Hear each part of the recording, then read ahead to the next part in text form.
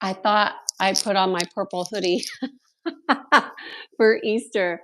Um, it's a very casual day. It's been raining for 2 days straight, which is a very unusual California weather. I think it has something to do with the cloud seeding, but I'm not going to get political.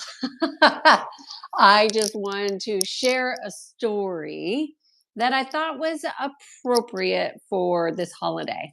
So, oftentimes people have communication issues, whether it's with your family, coworkers, they're usually very similar communication issues.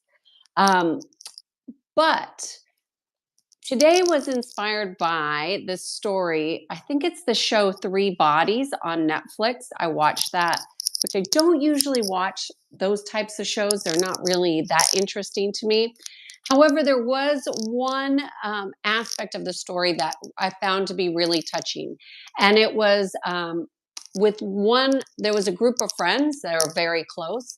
And one of the friends had like a crush on the girl, and he never told her. And then he gets sick and he's on his deathbed, and he basically shares his love and devotion for her, and then offers to do something completely outlandish. Um, and I won't go into why I don't think that that was a good example in the movie, because people don't really understand consciousness and body parts. That's not something that's very public. So I'm not going to really get into that.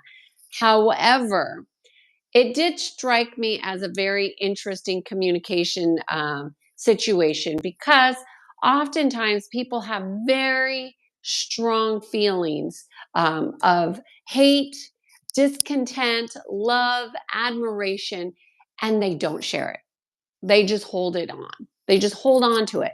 And they have these people that have impacted them, and then all of a sudden they die for whatever reason. Like, I still have in my email, this is going back probably 25, 30 years. So that's how long I've had this email of my boss who I detested at the time. And we became friends. And I sent him an email the weekend that he died, and we were getting together.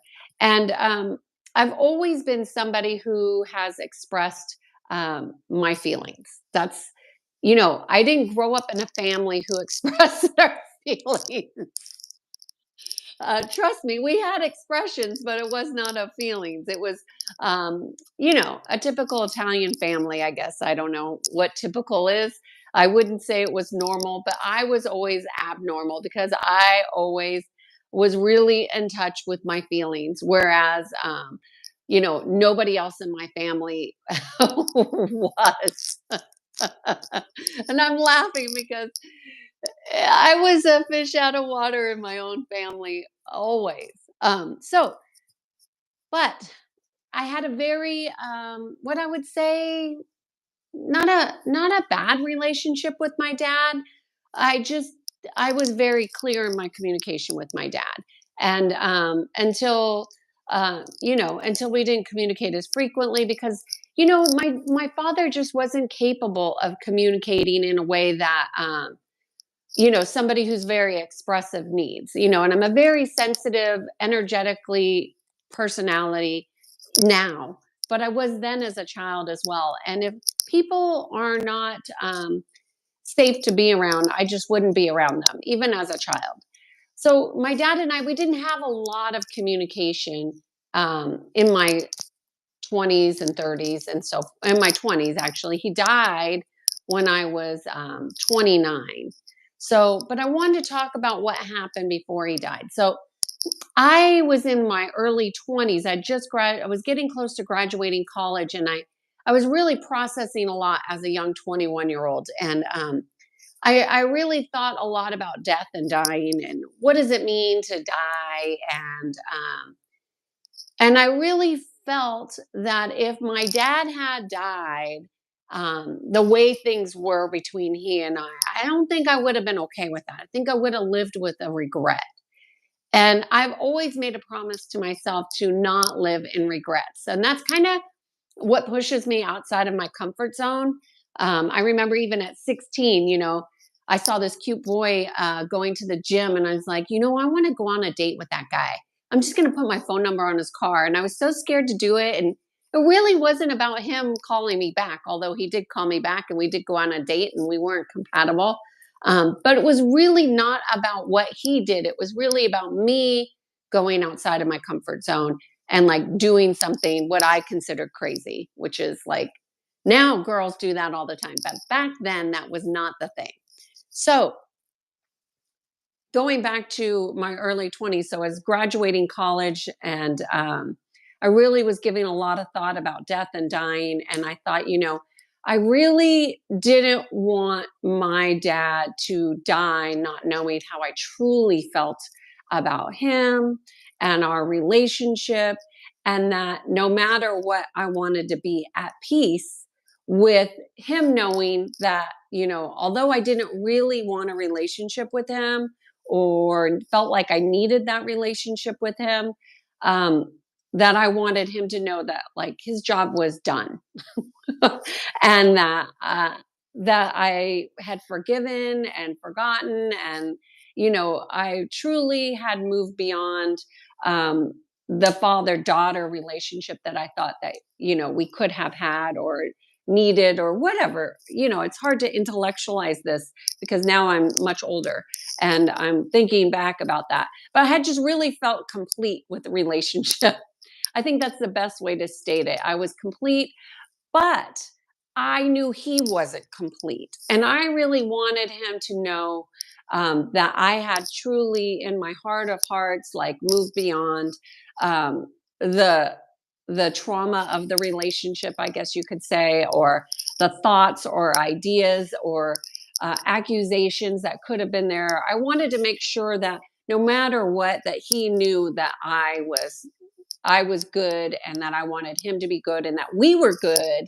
And that good didn't mean we had to communicate. That good was just being at peace with one another. And so I sent him this really long letter before.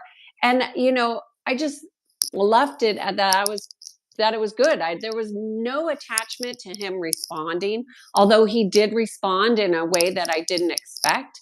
Um, and it was fine, but I was really complete with the relationship. And I didn't know at such a young age, it never occurred to me, even though I had thought about death and dying, it never occurred to me logically that he would die so young. My father ended up dying, I want to say, well, I guess maybe 6 7 years later after that letter was sent, and he and I were complete. And so before I turned 30, he had died. And I really was complete. He died, and it was a tragic death. And when I saw my brother and sister in such trauma, and I would say they were absolutely traumatized by the death of my father, um, because they had left things incomplete. And so this message is for you, um, to rectify and resurrect yourself to be complete. Communication isn't always going to be a two-way street, and you don't need somebody else to complete for you to feel whole. But you must know that you are responsible for completing and being complete in your life. And so to take full responsibility for saying what's on your mind, saying what's on your heart, making sure that you're living without regret. I have zero regrets with my father. Zero. I mean, he absolutely knew his daughter was whole and complete, and that there was nothing unspoken between him. He may have had something that needed to be said, but I was complete when he died. I'm not responsible for completing his communication. And I really want you all to know, because I think we all have sometimes expectations of how communication it could be, and in an ideal world, and if we all went to therapy, which I'm not a big fan of therapy.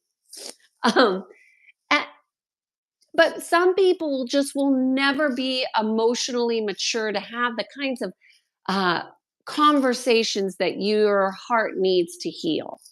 And don't let that be what keeps you from being complete. I would really offer that you can resurrect yourself.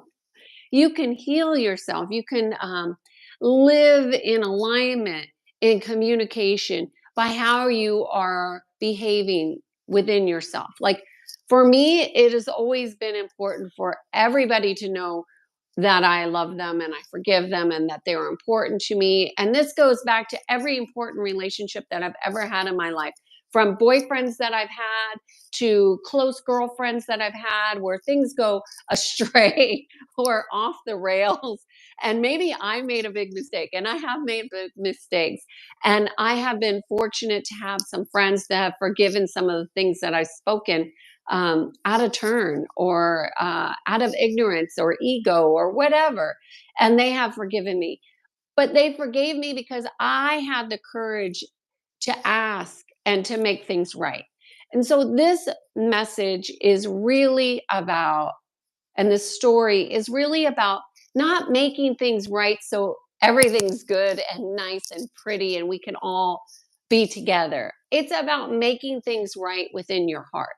It's about being honest, emotionally honest with yourself, your thoughts, and your heart, and communicating fully to the extent that you're willing, so you don't live with regrets. And I think we should, I think it's a good practice. I don't know if it's a healthy practice, but I think it's a good practice to, like, if this person died, like my husband's away at a conference this weekend, and if he died, and I don't want him to die, but if things were to turn, there is absolutely zero doubt in my mind that this person knows exactly how important they were to my world, to my life, everything. Like I don't I don't hold those things back.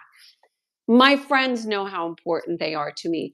I communicate regularly. I say what I think and I feel, and I often don't say it perfectly.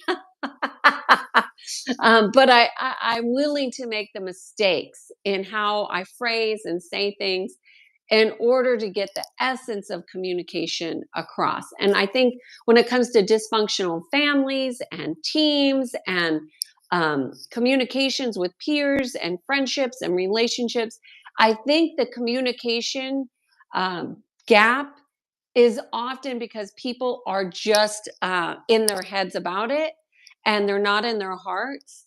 And they're not living in a place of fearlessness.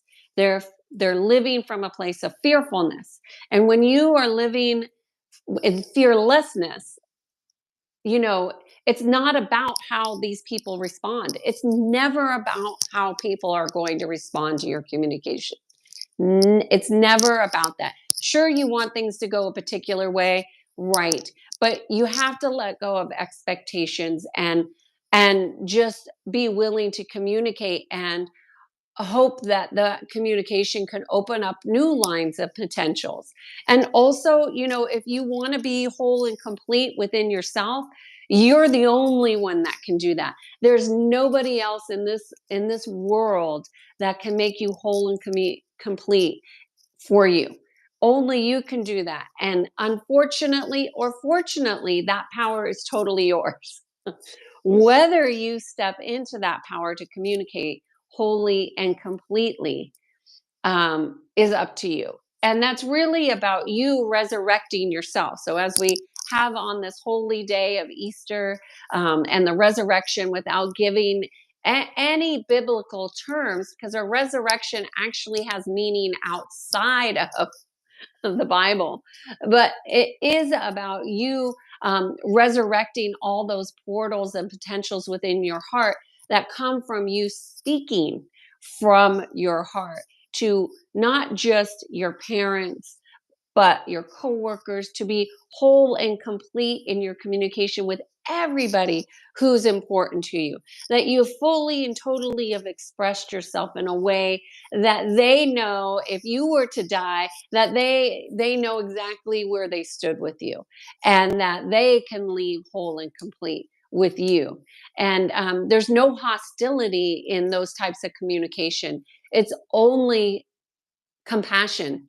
It's only love, and it's only forgiveness that can be communicated in those types of um, full communications.